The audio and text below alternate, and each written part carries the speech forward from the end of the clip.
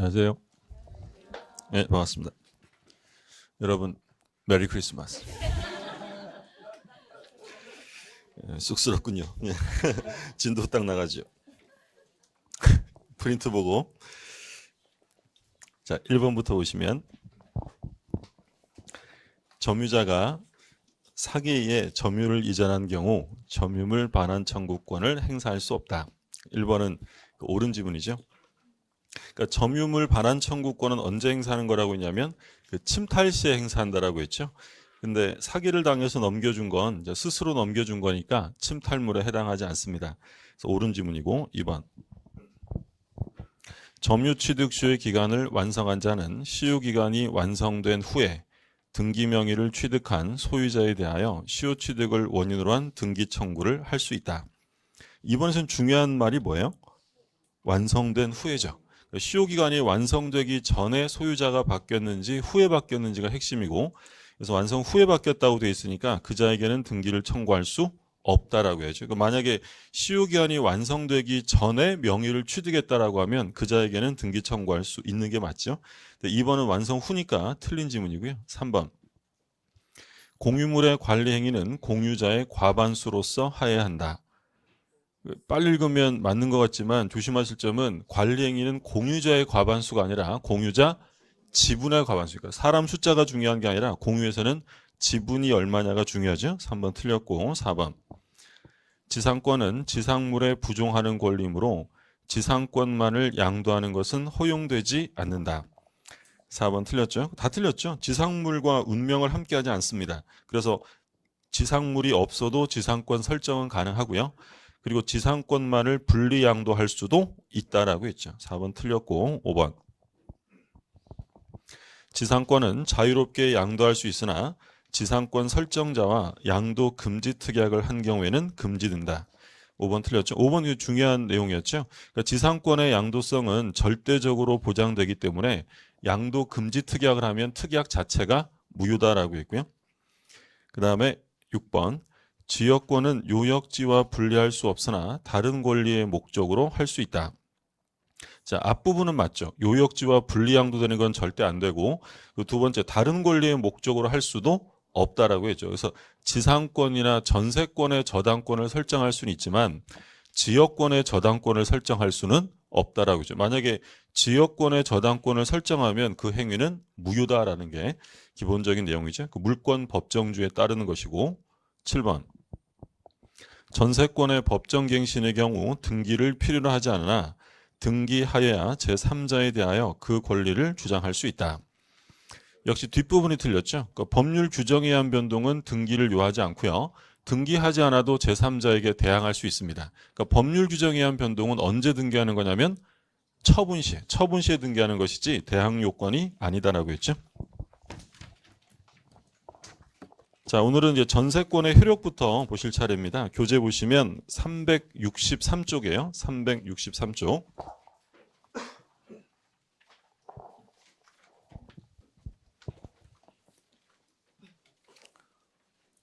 자, 363쪽에 우리 이제 전 시간에 전세권의 이제 존속 기간까지 봤고요. 효력 나오는데 그 밑에 보시면 괄호 3번이 있어요. 363쪽 밑에 괄호 3번. 제목에 줄 거두시면 전세 목적물의 소유권이 이전된 경우, 이게 소위 이제 인적 범위라고 하는데 뭐 간단한 거예요. 그러니까 전세권이 설정되어 있는 상태에서 소유자가 바뀌었다. 그러면 전세금은 옛날 소유자 찾아가서 받는 거예요? 새로운 소유자에게 받는 거예요? 새로운 소유자죠. 그래서 오른쪽에 참고, 보조단에 참고라고 써 있는 거 한번 보세요. 그 맨 밑에 오른쪽 보조단에 소유자 갑이을에게 전세권을 설정한 후에 목적물을 병에게 매도하여 소유권을 이전하였다면 전세권자 을은 병에게만, 병이 이제 새로운 소유자죠.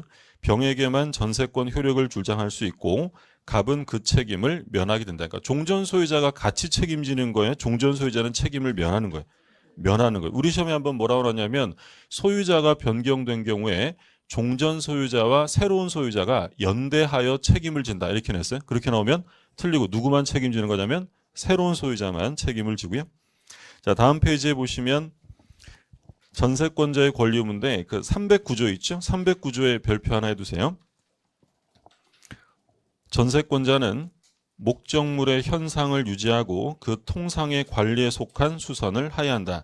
그러니까 전세권에서는 수선 유지 의무가 누구한테 있다고 규정되어 있냐면 전세권자가 스스로 하는 거야. 그래서 전세권자가 스스로 해야 되니까 비용 중에서 뭘 청구할 수 없다 그랬어요? 필요비. 그렇죠? 셋째 줄에 전세권자가 통상적인 관리 및 유지를 위하여 필요비를 지출한 경우에도 그 비용의 상환을 청구할 수 없다. 필요비 청구는 안 되고 다만 유익비 청구는 할 수 있다. 우리가 전 시간에 지상권 봤잖아요. 그러니까 지상권하고 전세권은 배타적인 용익 물권이에요. 그러니까 스스로 지배하기 때문에 수선 유지는 알아서 하는 거죠. 그래서 필요비 청구할 수 없고 우리가 비교했던 건 뭐였냐면 임대차죠. 임대차에서는 수선 유지 의무가 임차인에게 있어요, 임대인에게 있어요. 임대인에게 있죠. 그러면 임차인이 수선 유지 비용을 썼다면 필요비도 청구할 수 있다. 그래서 임차인은 유익비뿐 아니라 필요비 청구가 되고요. 지상권자하고 전세권자는 필요비는 안 되고 가치가 증가된 게 있으면 뭐만 청구할 수 있냐면 유익비만 청구할 수 있다. 3, 4번은 참고사항 보시고 자 오른쪽에 보시면 전세권의 처분 나옵니다. 306조가 있죠. 별표 하나 해두시고요. 자 조문을 보죠. 전세권자는 전세권을 타인에게 양도 또는 담보로 제공할 수 있고 존속기간 내에서 목적물을 타인에게 전전세 또는 임대할 수 있다. 그러니까 전세권도 물권이니까 자유롭게 양도 임대할 수 있어요. 단서를 조심하셔야죠. 그러나 설정행위로 이를 금지한 때는 그러하지 아니하다. 그러면 뭐랑 비교가 되는 거예요? 그래 좀 전에 봤던 지상권. 그러니까 지상권의 경우에는 양도 금지 특약을 해도 양도할 수 있다 그랬죠. 근데 전세권의 경우에는 양도할 수는 있지만 설정행위로 금지한 경우에는 해서는 안 된다는 거예요. 만약에 그렇게 되면 소멸사유가 될 수 있다. 그래서 지상권하고 전세권을 좀 비교해 두시고요. 자, 괄호 2번에 보면 이제 전세권의 양도 한 장 넘겨보시면 전전세가 나와요. 전전세는 일단 별표 하나 해두시고요. 366쪽에.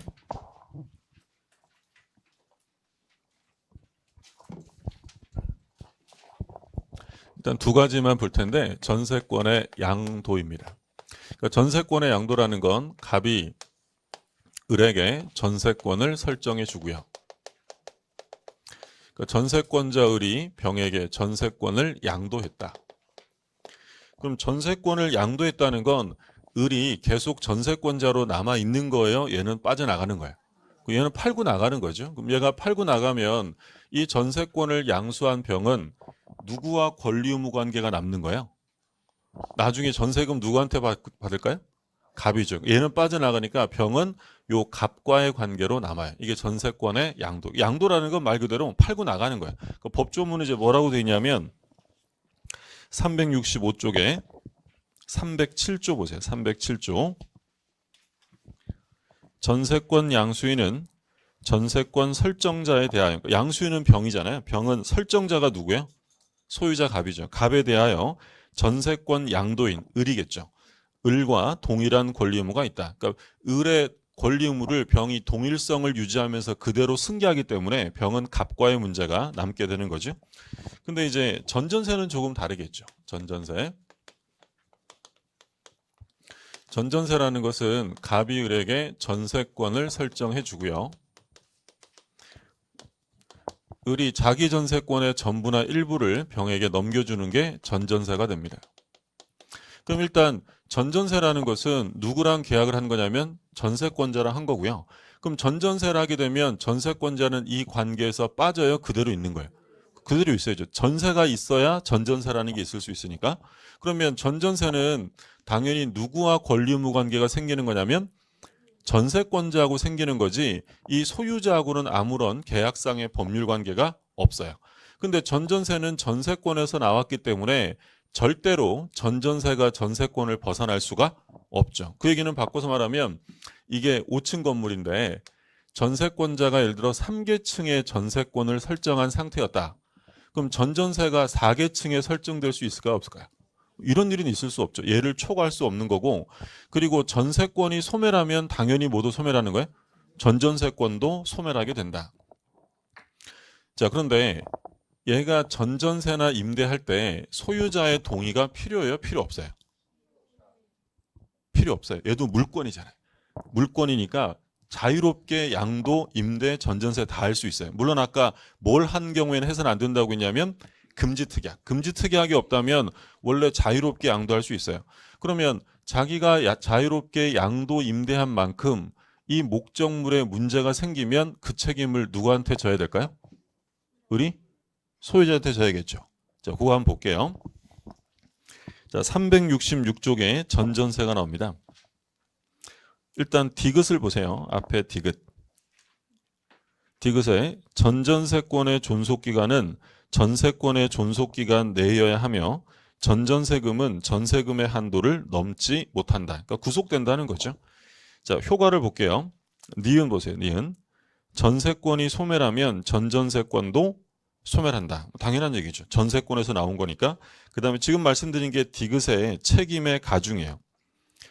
전세권의 목적물을 전전세 또는 임대한 경우에 전세권자는 전전세 또는 임대하지 아니하였으면 면할 수 있는 불가항력으로 인한 손해에 대하여 그 책임을 부담한다. 그러니까 얘가 전전세나 임대를 안 했더라면 피할 수 있었는데 전전세나 임대를 했기 때문에 이 목적물에 손해가 발생했다면 전세권자가 누구에게 그 책임을 지라는 거예요? 소유자한테 그 책임을 지라는 거죠. 그러니까 자유롭게 전전세 할 수 있는 만큼 책임도 가중시킨다라고 해서 제목을 뭐라고 쓴 거예요? 책임의 가중이라고 붙인 거고요. 자, 여기서 한 가지 이제 좀 이해를 하셔야 될 부분은 뭐가 있냐면 을이 병에게 전전세금을 주지 않았어요. 자, 그러면 얘도 담보권자니까 전전세금 못 받았으면 이거 뭐 할 수 있어요? 경매할 수 있겠죠. 자, 근데 여기서 한 가지 전세권자가 전전세금을 안 준다고 이 건물을 경매하면 누가 어이가 없을까요? 내 건물인데 얘가 돈 안 준다고 내 건물 경매 나가면 안 되잖아요. 그럼 지금 이 상태에서는 경매를 실행할 수가 없고요. 경매가 실행되려면 최소한 이 원전세권의 기간도 만료되고 갑도 을에게 전세금을 지급하지 않았어야 돼요. 이 요건이 모두 충족되어야만 전전세권자의 경매가 인정돼요. 그러니까 우리 시험에서 뭐라고 한번 출제가 됐냐면 전전세권자는 전전세금을 받지 못하면 바로 경매를 실행할 수 있다라고 하면 틀려요. 바로는 안 되고 최소한 뭐가 끝나야 돼? 원전세가. 그 밑에 리을에 보세요. 리을에 전전세권자의 경매권이라고 되어 있죠. 넷째 줄에 줄 거두시면 우선 전전세권의 존속기간이 원전세권보다 먼저 만료하더라도 원전세권의 존속기간이 만료하기 전에는 전전세권자는 경매를 행사할 수 없다. 또한 원전세권 설정자가 원전세권자에게 전세금 반환을 지체한 경우에 한하여 전전세권자는 경매를 청구할 수 있다. 이 두 가지 요건이 충족돼야 한다는 거죠. 원전세도 끝나고 원전세금도 지급되지 않았어야만 얘가 경매를 할 수 있다. 담보 제공은 나중에 보시면 되고 오른쪽에 소멸 나오죠. 소멸은 특별한 거 없어요. 기간 만료, 목적물의 멸실, 혼동 등등이 있고요. 한 장 넘겨보시면 맨 밑에 소멸 효과가 나오는데 자, 오른쪽에 중요한 것들이 나옵니다. 동시행관계 별표 하나 해두시고요. 동시행관계 317조. 전세권이 소멸한 때에는 전세권 설정자는 전세권자로부터 그 목적물의 인도 및 전세권 설정 등기 말소 등기에 필요한 서류를 교부받는 동시에 전세금을 반환해야 한다. 그러니까 이거죠. 갑이 을한테 이제 전세권을 설정을 해주었다. 그럼 전세권의 기간이 끝나면 갑은 을에게 전세금을 지급해야 되고요. 을은 갑에게 목적물을 돌려줘야죠. 그리고 이제 전세권은 물권으로서 등기가 돼 있었을 테니까 등기 말소에 필요한 뭘 줘야 되냐면 등기 서류를 교부해 주는데 이건 당연히 누가 먼저 하라고 하면 불공평하니까 어떻게 이행하라는 거예요? 동시에 이행을 해야 한다. 그러면 동시행 관계는 우리가 나중에 또 공부하겠지만 만약에 갑이 을한테요. 야, 기간이 만료됐으니까 그 목적물 돌려주고 나가세요 라고 요구하면 을이라는 사람은 당신이 전세금을 안 주면 나는 못 나가겠다라고 거절할 수 있다. 그게 무슨 관계야? 동시행을. 그러니까 원래는 동시행 관계가 아니라고 한다면 이행 지체 문제가 발생이 될 수 있는데 동시행 관계가 인정되면 이행 지체 책임에서 벗어날 수 있게 해주는 거야. 그러니까 예를 들어서 갑이랑 을이랑 매매 계약을 했어요.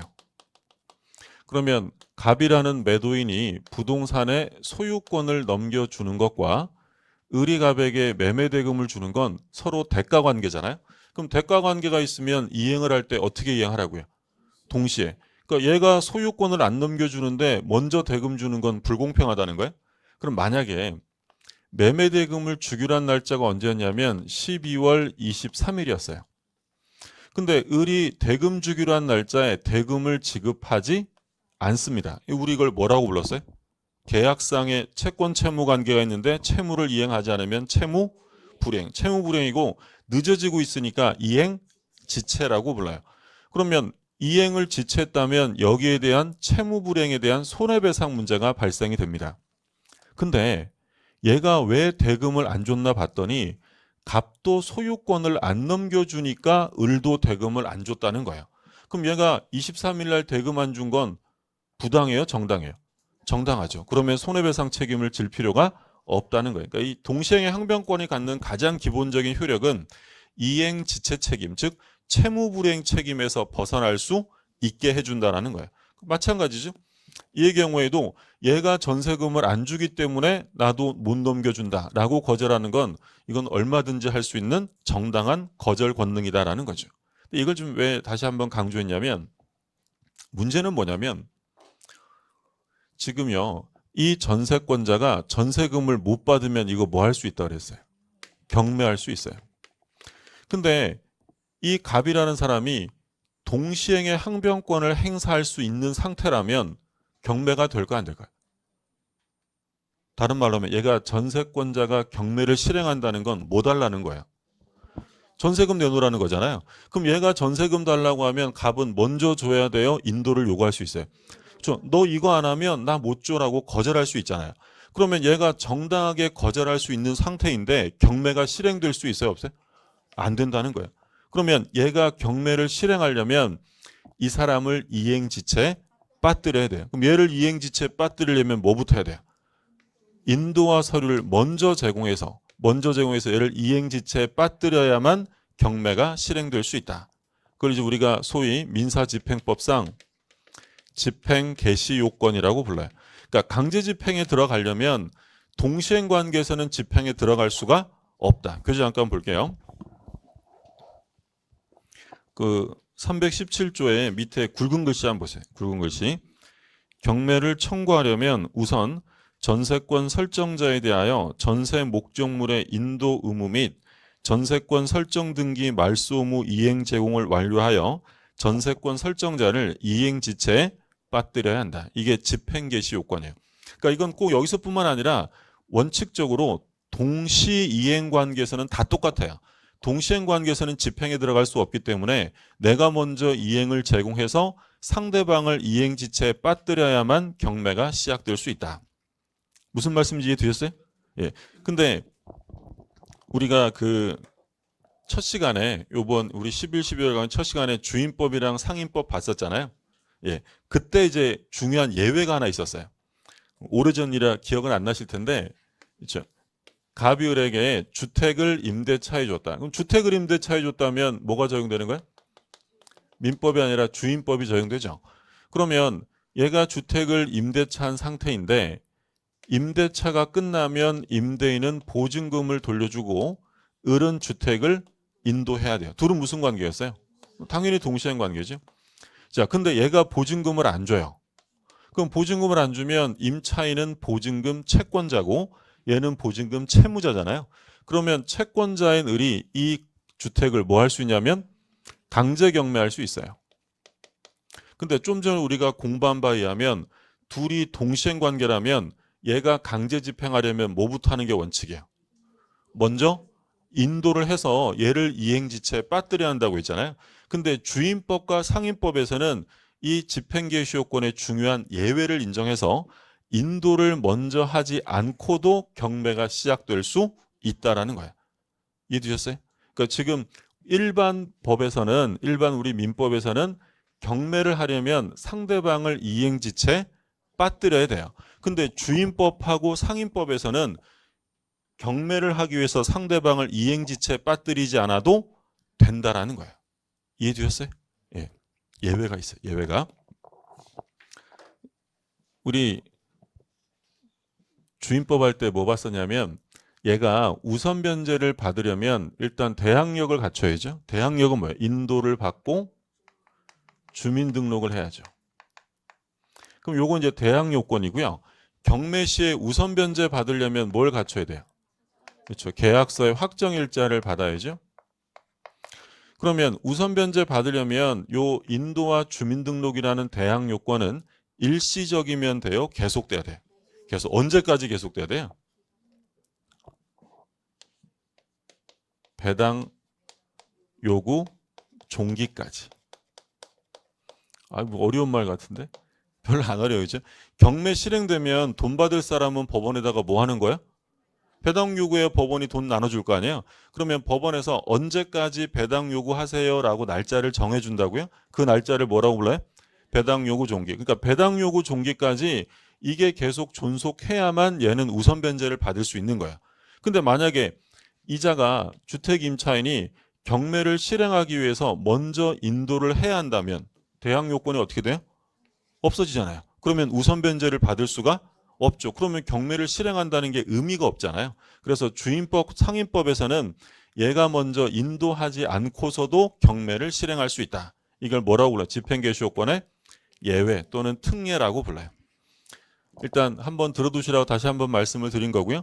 그러니까 원칙은 지금 앞에 본 게 원칙이에요. 동시행 상태에서는 경매가 실행될 수 있어요? 없어요? 없어요. 동시행 상태에서는 상대방을 이행지체 빠뜨려야 되는데 여기에 대한 중요한 예외가 어디 있다고요? 주임법과 상임법. 상임법에서 봤던 내용들 보시고, 자 밑에 이제 그 경매 청구권과 우선 변제권 나오는데 전세권자도 담보권자니까 당연히 우선 변제권이 있다 그랬어요. 그 동그라미 1번에 우선 변제권 있고 그 동그라미 1번에 별표 2개 해두세요.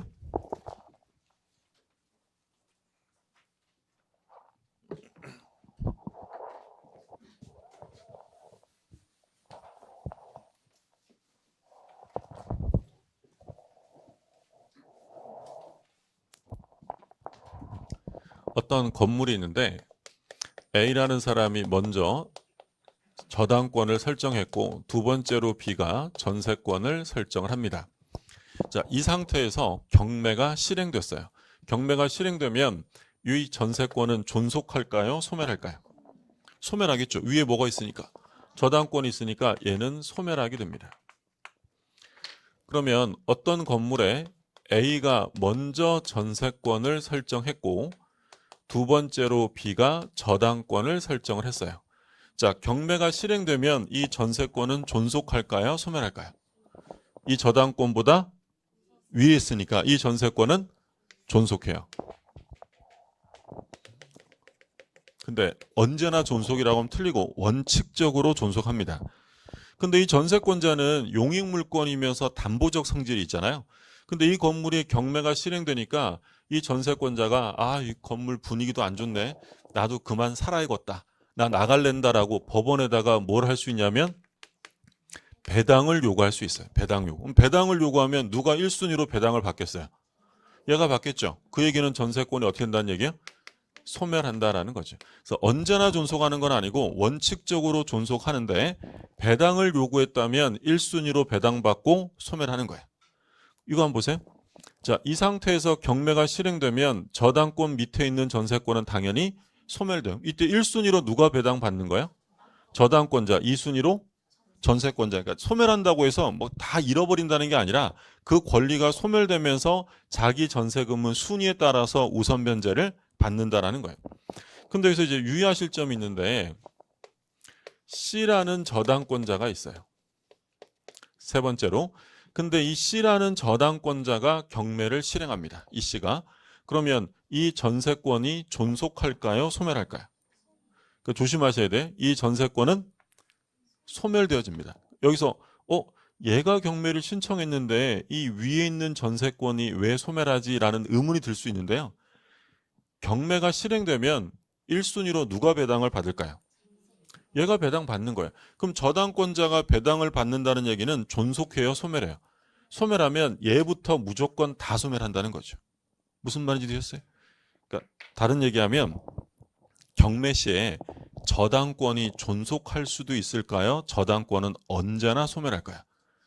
무조건. 저당권은 무조건 소멸해. 저당권은 사용을 위한 권리가 아니라 돈 받는 권리잖아요. 그럼 경매가 실행되면 저당권은 무조건 소멸되고 순위에 따라 우선 변제를 받는 것으로 끝나는 거야. 그러니까 예를 들어서 여기에 D라는 사람이 또 뭐 일부의 전세권을 설정했고 뭐 E가 가압류 달았고 F가 저당권자고 이 상태에서 경매가 실행됐어요? 그럼 어디부터 소멸하는 거예요?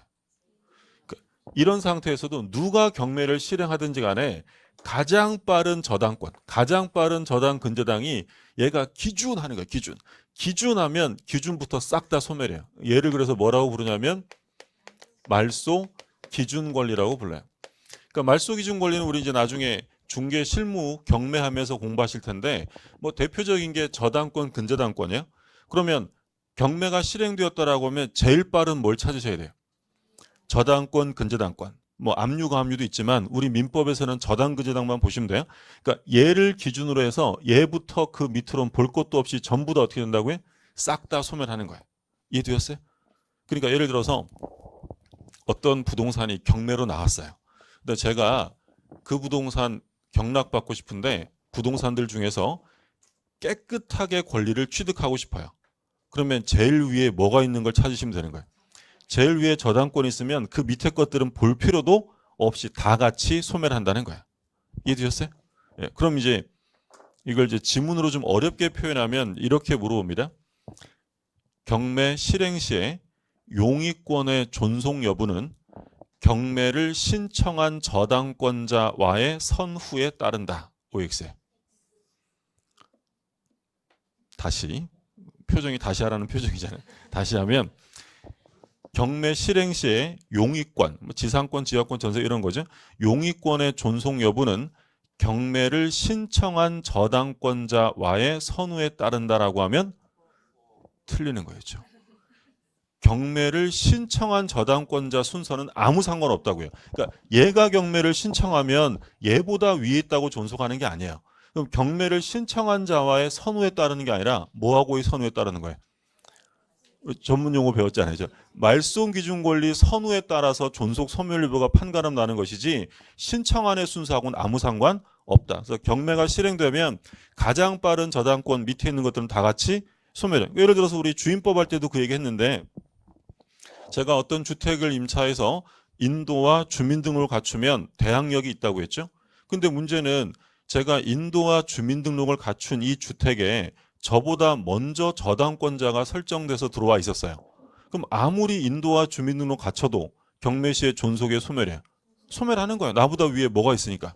저당 말소 기준 권리 밑에 있는 것들은 무조건 다 어떻게 된다고요? 소멸된다. 그러니까 그 점을 좀 이해하시라는 거예요.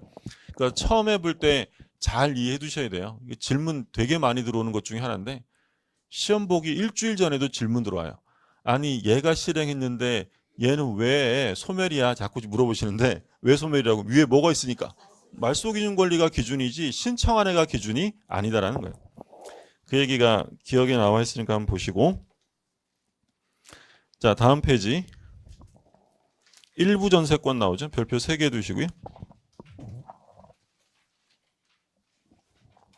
굉장히 중요한 부분인데 밑에 판례도 같은 내용이고요. 굵은 글씨 한번 보세요. 건물 일부의 전세권자는 목적물 전부에 대하여 우선 변제권은 인정되어도 전부에 대한 경매 신청권은 인정할 수 없다.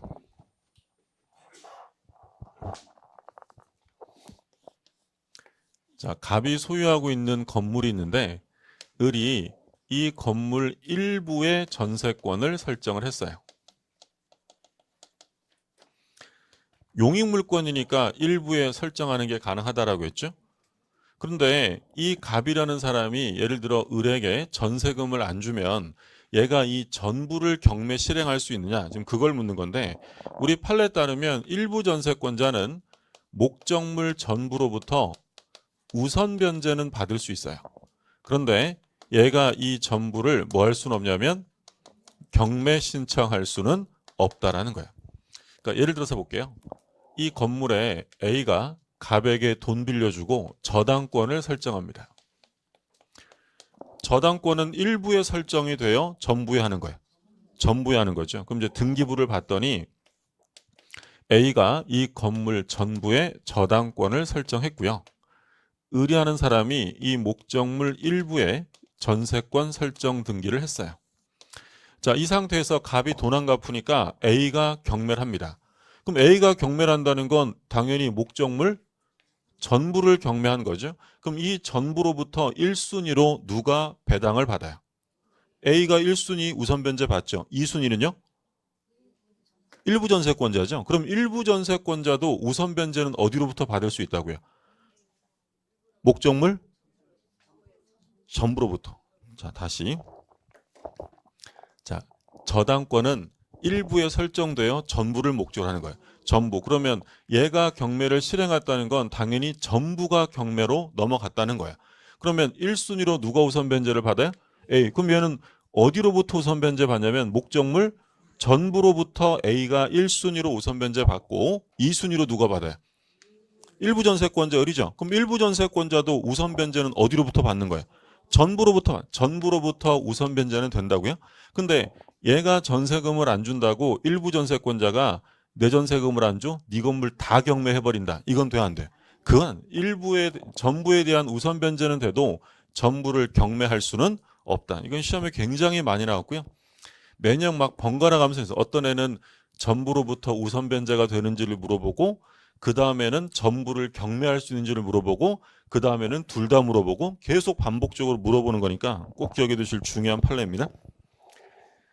자, 한번 다 끝났고요. 우리 이제 밑에 나오는 건 부속물 매수예요. 우리가 앞에서 얘기한 게 부속물 매수를 청구한다는 건 토지를 빌린 거예요? 건물을 빌린 거예요? 건물을 빌린 거죠. 그렇죠? 토지를 빌리면 뭐가 나왔어요? 지상물 매수. 그렇죠? 그래서 건물을 빌려 쓰는 건 대표적으로 뭐가 있죠? 건물 빌려 쓰는 거.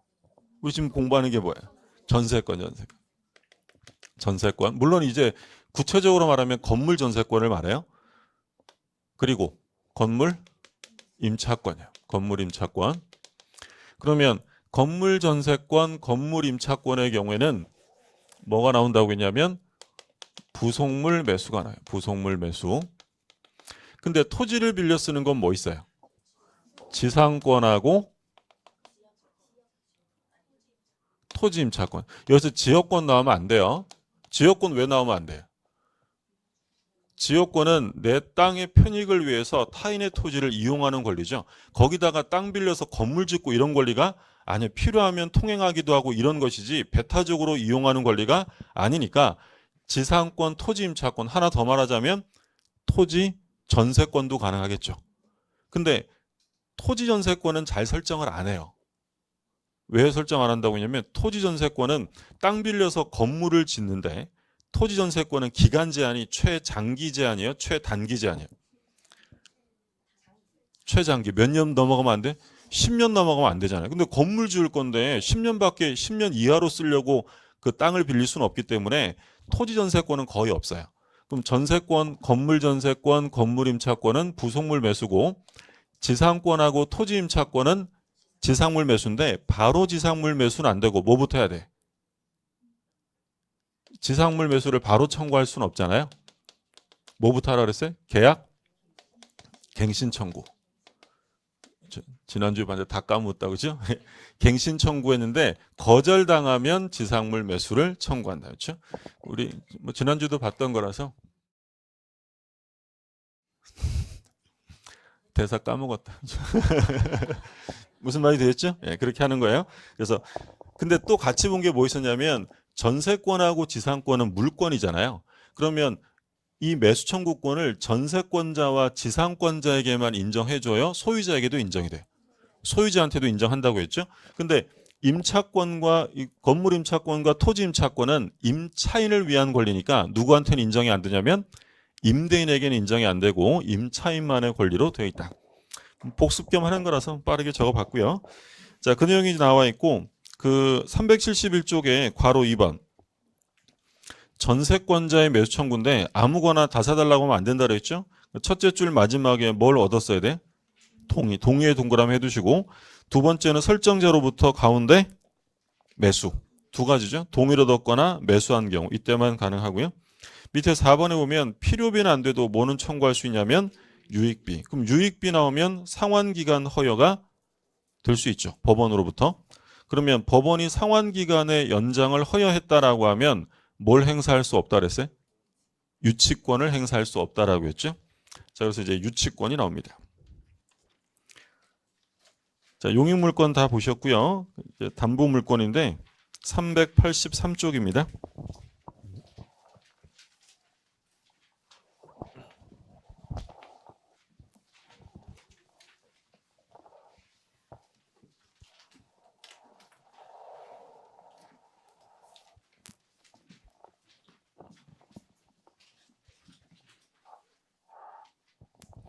자, 유치권의 사례를 잠깐 보면 우리가 뭐 전에도 예를 들었듯이 갑이 을한테 시계 좀 고쳐주세요 라고 시계 수리를 맡깁니다. 그러면 수리업자 을은 수리비 채권이 발생이 돼요. 근데 이 갑이라는 사람이 수리비는 안 가져오고 시계를 먼저 돌려달라고 인도를 요구하면 을은 먼저 줘야 돼요? 거절할 수 있어요? 당연히 거절하겠죠. 수리비 안 주면 당신 시계 못 줘라고 인도를 거절하는 권리를 유치권이다 라고 합니다. 유치권. 유치권이라는 건 목적물을 점유하여 유치한다. 그러니까 인도를 거절하는 권리가 바로 유치권이에요. 또 갑이 을한테 임대차를 해주었습니다. 근데 임차인이 임차 도중에 필요비나 유익비와 같은 비용을 썼어요. 근데 임대인이 나중에 비용을 안 돌려주면 을은 비용 안 주면 당신 건물 못 돌려주지 라고 인도를 거절한다? 유치권이에요. 또 갑과 을 사이에 도급계약을 합니다. 도급계약은 이제 우리 시험 범위는 아닌데 도급계약이라는 것은 일의 완성을 목적으로 하는 계약이에요. 그러니까 우리가 흔히 보는 공사계약은 다 도급계약이라고 생각하시면 돼요. 그럼 공사를 맡기는 사람을 뭐라고 부르냐면 도급인이라고 부르고요. 일을 맡아서 하는 사람을 수급인, 받을 숫자 써서 수급인이라고 불러요. 그러면 도급계약에 따라서 을이 공사를 했어요. 그러면 당연히 뭘 받아야 되냐면 공사대금. 근데 갑이 공사대금을 안 주고 내 건물 먼저 돌려달래요. 그러면 을은 공사대금 안 주면 당신 건물 못 돌려줘 라고 인도를 거절합니다. 이걸 다 뭐라고 하냐면 유치권이에요. 근데 유치권은요. 목적물을 점유하여 인도를 거절하는 권리인데 아무 물건이나 막 잡고 유치권을 행사할 수는 없어요. 그러니까 지금 이 수리비는요. 뭘 고친 거예요? 수리비는. 시계를 고친 거고 이 비용은 목적물에 투여된 거고 공사대금도 목적물에 들어간 돈이에요. 그래서 우리 민법은 뭐라고 규정하냐면 유치권이 인정되기 위해서는 그 채권이 목적물에 관하여 생긴 채권이어야 한다. 여기서 이제 관하여 생긴 채권이라는 것을 우리 학자들이 뭐라고 부르냐면 결련성이라고 불러요. 채권과 목적물 사이에 결련성, 상관성이 있어야 한다는 거예요. 그러니까 아무런 상관성도 없는 물건을 잡고는 유치권을 행사할 수가 없다라는 거예요. 무슨 말씀인지 이해되세요? 그러니까 예를 들어서 갑이 을한테 아저씨 나 오늘 시계가 꼭 필요한데 나중에 돈 드릴게 먼저 주세요. 안 돼. 수리비 가져와. 그랬더니 갑이 나중에 노트북을 하나 가져왔어요. 아저씨 이거 훨씬 더 비싼 최신 노트북이니까 내가 꼭 시계가 필요하니까 이거 잡으시고 시계를 돌려주세요 라고 합니다. 그러면 을은 돌려줘야 돼요? 거절할 수 있어요? 거절할 수 있죠. 거절할 수 있는데 을이 이게 더 비싼 거니까 그래 한 봐주지 이러면서 시계를 돌려주고 노트북을 점유하기 시작합니다. 그러면 을은 이 노트북에 대한 유치권이 인정될까 안 될까? 인정될 수 없어요. 왜 인정이 안 될까요? 이 수리비하고 노트북은 아무런 상관성이 없다라는 거예요. 유치권이 인정이 되려면 반드시 채권과 목적물 사이에 결련성이 있어야 돼요. 얘는 이 시계 점유를 잃어버리는 순간 무조건 유치권은 바로 소멸되어진다라고 생각하시면 돼요. 물론 이제 담보로 노트북을 잡았잖아요. 그럼 이 노트북에 대한 유치권은 인정이 안 돼도 당사자 사이에 어떤 합의가 있는 것으로 볼 수 있을까요? 담보로 동산을 맡기는 걸 뭐라 그래요? 질권. 질권 설정 합의로 볼 여지는 있겠지만 유치권은 인정될 수 없다. 그러면 지금 이 유치권의 사례를 들어서 본 공통적인 것은 일단 유치권은 자기 물건에 대해서 행사하는 거예요? 타인 물건이어야 돼요? 당연히 타인 물건이어야 되고요. 그리고 이 유치권이 성립하는 과정을 보면 갑과 을 사이에 수리비를 안 주면 담보로 시계를 맡기고 시계에 대한 유치권을 취득하기로 두 사람이 계약을 하는 것이 아니죠. 무슨 얘기 됐어요? 그러니까 갑이 을한테 아저씨 내가 수리비를 못 드리면 아저씨는 시계에 대한 유치권자가 되세요. 응 하고 계약을 하는 게 아닙니다. 그러니까 우리가 공부하는 대표적인 저당권. 저당권은 당사자가 계약을 해야 하네요. 하죠. 돈 빌려주세요 하면 돈 안 갚으면 어떻게 하실 건데? 담보 이거 드리면 돼요? 그건 약하지 더 돼. 이렇게 합의를 하잖아요. 저당권은 계약으로 이루어지는 담보라고 해서 약정담보라고 불러요. 약정담보. 근데 유치권은 약정담보가 아니라 법정담보예요. 그러니까 계약에 의한 것이 아니라 법률 규정에 의한 담보라는 거죠. 교재 한번 볼게요. 383쪽. 괄호 2번에 법적 성질 나와 있어요. 1번. 자, 1번에 줄 거두세요. 법정담보물권. 그러니까 약정담보가 아니라 당사자가 계약을 하는 게 아니라 법률에 의해서 당연히 성립하는 담보라는 거고요.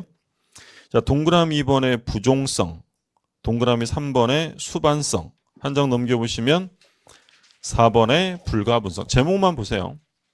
그러면 담보물권의 특성 중에서 부종성, 수반성, 불가분성이 있는데 우리가 앞에서 공부했던 하나가 빠져 있죠.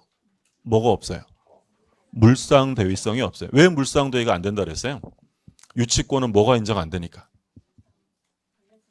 유치권은 우선변제가 안 되기 때문에. 그러니까 물상대위라는 건 원래 우선변제를 받을 수 있던 사람이 그 변형물에 가서 우선변제 받는 게 물상대위잖아요. 근데 유치권은 인도를 거절하는 권리지 경매시에 우선변제를 받아가는 권리가 아니다라는 거예요. 그래서 담보물권 특성 중에서 물상대위는 없다. 그래서 거기 384쪽에 밑에 표에 전구 있잖아요. 그 밑에 유치권에 XX 돼 있잖아요. 뭐가 X? 우선변제권 X죠. 그 우선변제가 안 되니까 뭐도 안 된다고요. 물상대위도 안 된다라는 거죠. 자, 그럼 유치권은 법정담보기 때문에 그 요건이 법률에 다 정해져 있다라고 생각하시면 돼요. 자, 320조를 볼게요. 320조 제1항. 타인의 물건 또는 유가증권을 점유한 자는 그 물건이나 유가증권에 관하여 생긴 채권이 변제기에 있는 경우에는 변제를 받을 때까지 그 물건 또는 유가증권을 유치할 권리가 있다. 그러면 일단 1항의 첫 단어가 타인입니다. 자기 건 안 돼요. 자기 건 안 되고, 그리고 물건이라는 건 뭐 동산, 부동산 다 들어가죠. 그러니까 대상은 동산, 부동산, 유가증권 다 들어갑니다. 이걸 묶어서 목적물이라고 부를 거예요. 목적물. 타인의 목적물을 뭐 해야 한다고 돼 있어요? 점유한 자는. 유치권에 있어서 점유는 핵심이에요. 어떤 이유든지 간에 점유를 잃어버리면 유치권은 바로 소멸됩니다. 그럼 이때 점유는 직접 점유만 될까요? 간접 점유 포함될까요?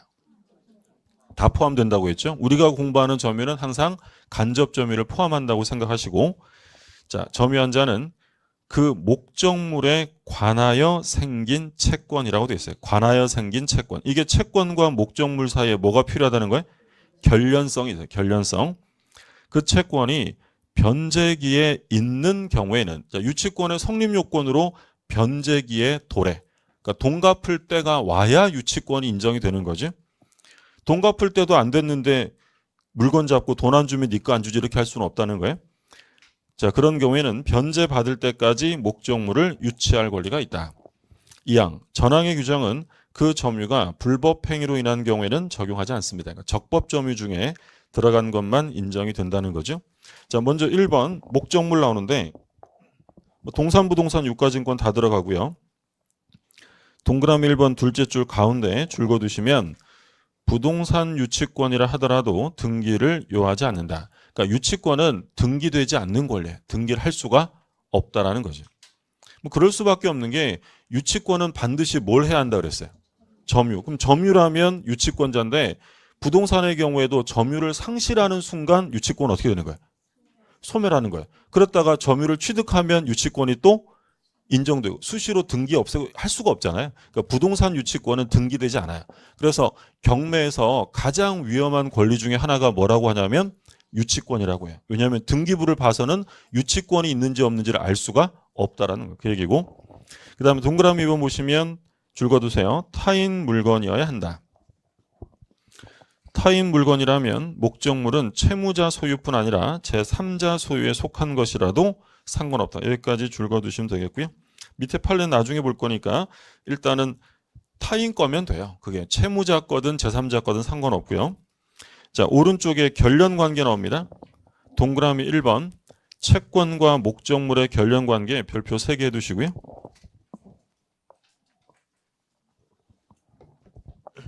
자, 기억해 보세요.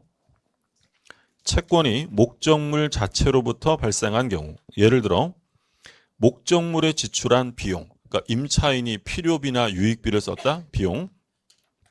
그리고 목적물로부터 받은 손해배상 채권. 이 손해배상 청구권이 어디서 나왔다는 거야? 목적물로부터 나왔기 때문에 유치권이 인정이 되는 거고요. 그 다음에 수급인이 목적물에 들인 공사금 채권. 좀 세 번째 이 얘기죠? 수급인이 공사대금 썼다면 목적물에 투여된 거니까 유치권이 인정된다라는 거고. 근데 그 맨 밑에 핵심에서 유치권이 인정되지 않는 경우 있죠? 거기 따로 별표 2개 해두시고요. 이거는 꼭 기억해 두셔야 돼요. 매우 중요합니다. 자, 그러면 유치권이 안 되는 거 1번은 뭐냐면 보증금이요. 임차 보증금. 1번의 보증금, 2번은 권리금에 줄 거두세요. 1번 보증금, 2번 권리금. 3번은 매매계약에 따른 매매대금. 매매대금 채권, 매매대금에 줄 거두세요. 그리고 1, 2, 3번이 제일 중요해요. 세 가지가 반복적으로 출제되고요. 4번은 임대인의 의무 위반으로 인한 손해배상 채권. 그러니까 이 손해배상 채권은 목적물로부터 나온 게 아니라 어디로부터 나왔대요? 의무 위반으로 나온 거예요. 그러니까 목적물하고는 상관이 없다. 이해되셨어요? 그러니까 우리 판례 중에 어떤 게 있냐면 말 판례가 있는데 옆집 말이 뛰쳐나왔어요. 뛰쳐나와서 말 관리를 안 하는 바람에 말이 뛰쳐나와서 제 텃밭을 다 밟아가지고요. 작물을 다 죽게 만들고 다 뜯어먹었어요. 그러면 저는 그 말 주인에게 손해배상을 받기 위해서 그 말을 잡고 유치권을 행사할 수 있어요, 없어요? 이 손해배상 어디서 나왔어요? 말, 목적물로부터 나온 거니까 그 목적물을 잡고 유치권을 행사할 수 있다라는 거예요. 이해되셨어요? 그럼 이건 판례는 아닌데 예를 들어서 똑같은 거예요. 제가 심심해서 동네 마실에 나갈까 이렇게 나가는데 옆집에서 사나운 개를 키우는데 개를 방치하고 대문을 열어두는 바람에 그 개가 뛰어나서 저를 물었어요. 저는 당연히 개 주인에게 뭘 받아야 돼? 손해배상 받아야죠. 그러면 그때 그 개를 잡고 손해배상 안 해주면 개 못 주지라고 유치권 행사할 수 있어요, 없어요? 있죠. 손해배상 어디서 나왔으니까? 개, 목적물 자체로부터 나왔다면 유치권이 인정된다고요. 근데 의무 위반으로 인한 건 목적물하고 상관이 없잖아요. 그럼 그런 경우에는 손해배상 채권이라 하더라도 유치권이 인정될 수 없어요. 그러니까 어디로부터 나와야 한다고요? 목적물로부터 나와야 돼요. 5번에 지상물 매수, 부속물 매수 이런 거는 유치권 인정되지 않습니다. 이거 반드시 이건 어쩔 수 없어요. 암기하셔야 돼요. 암기. 고민하지 마시고. 아, 보증금은 왜 유치권이 안 될까? 보증금도 어차피 임대 목적물에 들어간 돈 아닌가? 이렇게 생각하실 수도 있어요. 그게 틀렸다는 게 아니에요. 그러니까 상당수의 학자들이 보증금도 결련성이 있다고 보는 학자들이 많아요. 근데 우린 지금 이론을, 학문을 공부하는 게 아니라 시험 공부죠? 그럼 무슨 입장만 기억하시면 돼요? 판례 입장. 그러니까 우리 판례는 이 보증금이라는 것은 목적물에 관하여 생긴 돈이 아니다. 이건 임차인의 의무 위반을 담보하기 위해 들어간 돈이지 목적물하고는 상관없다는 거야. 그러니까 여기서는 고민하시면 안 돼. 고민하시면 안 되고 그냥 기계적으로 보증금, 권리금, 매매대금 이런 말 나오면 무조건 유치권은 안 된다라고 생각하셔야 돼. 세 가지가 핵심이에요. 뭐가 핵심이라고요? 보증금, 권리금, 매매대금. 그러니까 매매대금은 이것도 틀리게 하려고 약간 바꿔서 예를 들어서 뭐 매매계약을 했는데 외상대금. 외상대금도 결국 뭐겠어요? 매매대금이죠. 또는 물품을 샀는데 물품 대금 이러면 결국 매매 대금에 똑같은 말이에요. 그래서 매매 계약을 통해 발생한 것들은 인정 안 된다는 점 기억하시고요. 자, 다음 페이지. 동그라미 니은은 뭐 안 보셔도 되겠고요. 동그라미 2번 채권과 목적물의 점유와의 결련 관계가 나와요.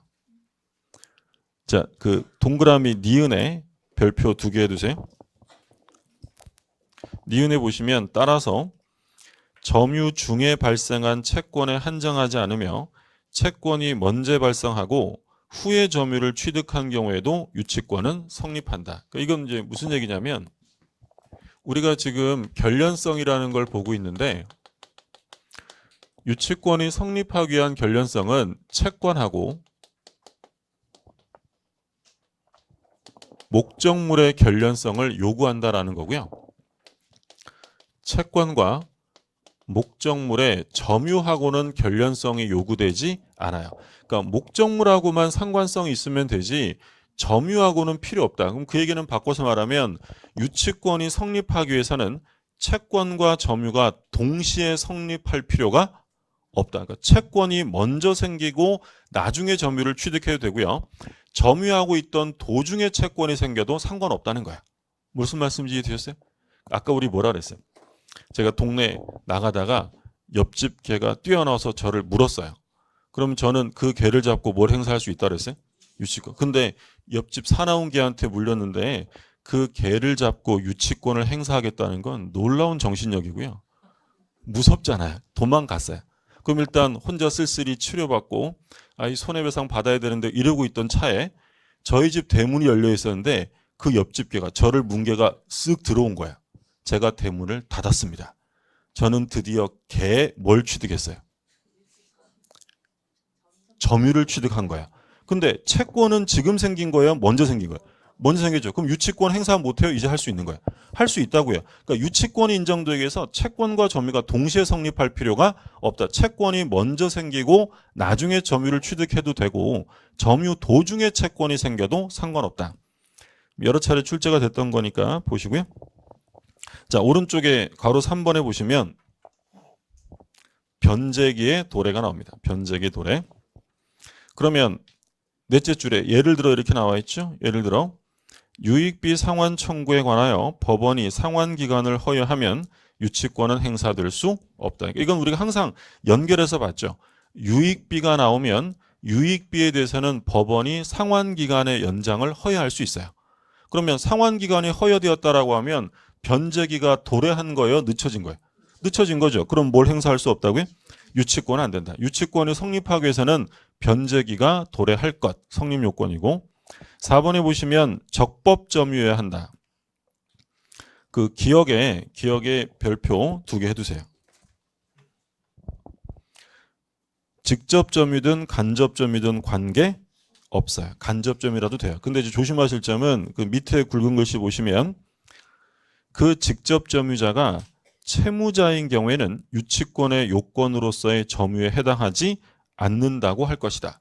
그럼 간접 점유를 해도 되는데 누구에게 직접 점유를 시켜서는 안 된다는 거예요? 채무자에게. 그러니까 예를 들어서 이 의뢰하는 사람이요. 이 시계를 자기가 직접 점유할 수 있지만 의리병이라는 사람에게 그 임치 계약을 해서 얘한테 보관시킬 수 있잖아요. 그럼 얘가 보관하고 있다면 을은 무슨 점유가 되는 거예요? 간접 점유. 그래도 된다고요. 유치권 성립에 아무 지장이 없는데 근데 이 을이 누구에게 넘겨주면 안 돼요? 절대로 채무자에게 직접 점유를 시켜서는 안 된다는 거예요. 나중에 공부하겠지만 유치적 효력을 확보하는데 이상이 생기기 때문에 그렇다라고 하는데 일단은 뭐 그냥 개념적으로 확인해 두시면 다른 사람에게 점유를 시켜서 간접 점유를 해도 되는데 근데 누구에게 직접 점유는 안 된다고요? 채무자에게 직접 점유시키는 건 절대로 안 됩니다. 여러 차례 출제됐던 거니까 보시고 자 밑에 판례 나중에 보시고요. 다음 페이지 보시면 자 이제 어려운 거 다 끝났습니다. 2번에 보시면 점유는 불법 행위로 인해 취득한 것이 아니어야 한다. 그러니까 남의 거를 훔쳐가지고 비용을 썼어요. 유치권 돼야 안 돼? 안 된다는 거죠. 그렇죠? 그래서 기억에 그 내용 나왔죠. 타인의 물건을 횡령하거나 절취하여 수선비를 지출하더라도 유치권은 인정되지 않습니다. 자 마지막으로 괄호 5번 보세요. 유치권 배제 특약의 부존재. 그러니까 유치권이 성립하려면 배제 특약이 존재하지 않아야 한다. 없어야 한다는 거죠. 그럼 만약에 당사자 사이에 유치권을 배제하기로 특약을 했다면 유치권은 성립될 수가 없다. 그 얘기는 바꿔서 말하면 이 유치권에 관한 규정은 강행 규정이라는 거예요? 임의 규정이라는 거예요? 임의 규정이에요. 배제 특약이 가능하다. 5번까지 보셨고요. 그래서 유치권이 성립하기 위해서는 일단 이제 다 보셨으니까 저를 한번 보세요. 첫 번째 누구 거야 돼요? 타인 거야 돼요. 채무자 소유는 아니더라도 제3자 거라도 상관없지만 타인 거야 되고요. 대상물은 동산, 부동산, 유가증권이에요. 부동산이라 하더라도 유치권은 뭘 하지 않아요? 부동산 유치권 등기 안 하요. 그렇죠? 그러니까 공시되기도 어렵고 굉장히 좀 위험하잖아요. 그래서 나중에 우리 민법 개정안에 따르면 부동산 유치권이 법에서 사라질 거예요. 나중 되면. 사라지고 공부하면 좋았겠죠? 없어졌으니까죠. 그건 나중 일이고, 그러니까 부동산 유치권도 등기 안 해요. 첫 번째 타인 물건이고 동산, 부동산, 유가증권 들어가고요. 중요한 건 채권과 목적물 사이에 뭐가 있어야 돼요? 결련성이 있어야 돼요. 그래서 유치권이 인정 안 되는 것 대표적으로 뭐가 있어요? 보증금, 권리금, 매매대금. 그렇죠? 옛날에는 보증금, 권리금이 시험에 제일 많이 나왔는데 매매대금이 비교적 최근 판례라서 요즘엔 매매대금이 많이 나요. 보증금, 권리금, 매매대금, 의무위반, 손해배상 이런 거 안 된다고 했고요. 그리고 채권과 목적물 사이의 결련성을 요구하는 거지 점유하고는 결련성이 필요 없어요. 그래서 유치권이 인정되기 위해서는 채권과 점유가 동시에 성립할 필요는 없습니다. 자, 그리고 채권이 성립하면 유치권이 인정되어 변제기가 도래해야 돼요. 변제기 도래지고 만약에 지문에 유치권은 채권의 성립과 동시에 발생한다라고 하면 틀려. 채권이 성립했다고 발생하는 게 아니라 그 성립된 채권에 뭐가 도래해야 돼요? 변제기가 도래해야 된다라고 했고요. 그리고 그 점유는 직접 점유든 간접 점유든 상관없어요. 근데 누가 점유하면 안 돼요?